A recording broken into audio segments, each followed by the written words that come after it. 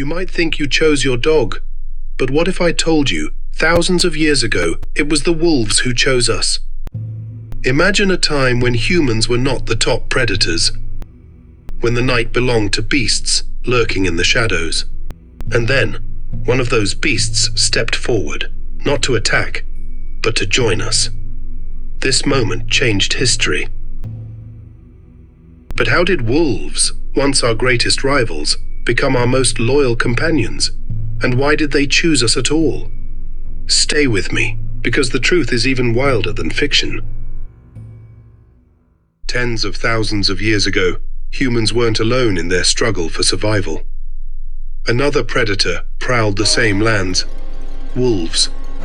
Fierce, relentless, and deadly. They hunted the same prey as us, competed for the same resources. But then, something changed. Some wolves weren't as aggressive. Instead of attacking human encampments, they lingered, drawn by the smell of food scraps. At first, humans would have chased them off. But over time, a strange truce formed. Think of it like a neighborhood stray cat. At first, it lurks in the distance, keeping its eyes on you while snatching food when it can. But the longer it stays, the more it begins to trust, and eventually, it lets you get close enough to touch. The wolves that stayed behind weren't the strongest or the most ferocious. They were the ones that dared to be different, the ones that could tolerate humans. And in return, they got something no wolf had before: protection. Archaeological evidence suggests that some of the earliest domesticated wolves lived alongside humans as early as 33,000 years ago, with remains found in Siberia. Ancient cave paintings from Europe, dated around 20,000 years ago, depict human figures accompanied by dog-like animals, suggesting a long-standing companionship. In fact, some Bonn-Oberkassel dog remains found in Germany, dating back over 14,000 years, show evidence of a healed jaw injury, implying early humans not only lived with dogs, but actively cared for them when they were injured.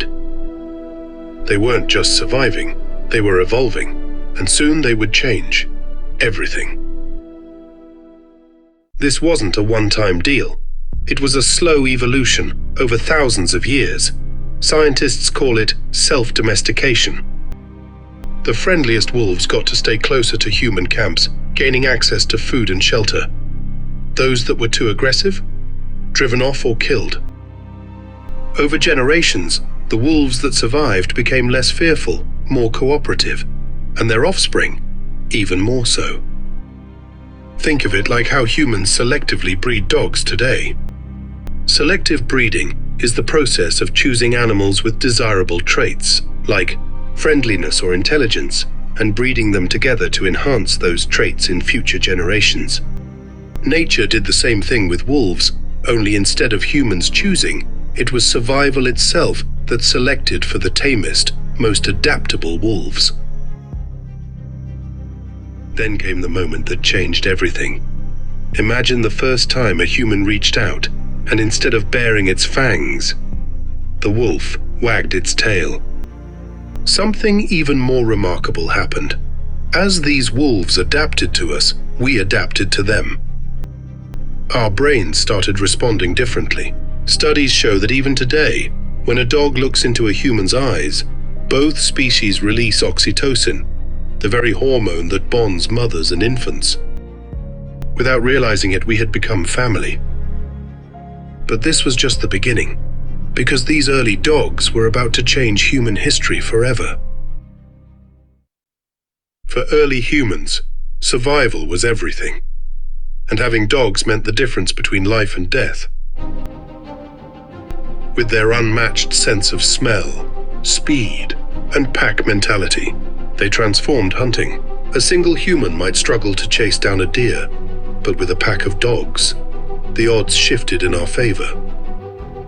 Imagine trying to find your lost keys in a giant field. You could spend hours looking, but if you had a metal detector, you'd be done in minutes. Dogs were the ultimate metal detectors for hunting, tracking prey with an efficiency no human could match. Evidence suggests that some of the earliest domesticated dogs were used for hunting in Ice Age Europe, where they helped track large game like mammoths and reindeer. Remains of dogs buried alongside humans in burial sites as old as 14,000 years suggest they held an important role in society beyond just hunting. As civilization advanced, so did the roles of dogs. From hunting in the wild to guarding castles, and eventually to standing beside soldiers in war.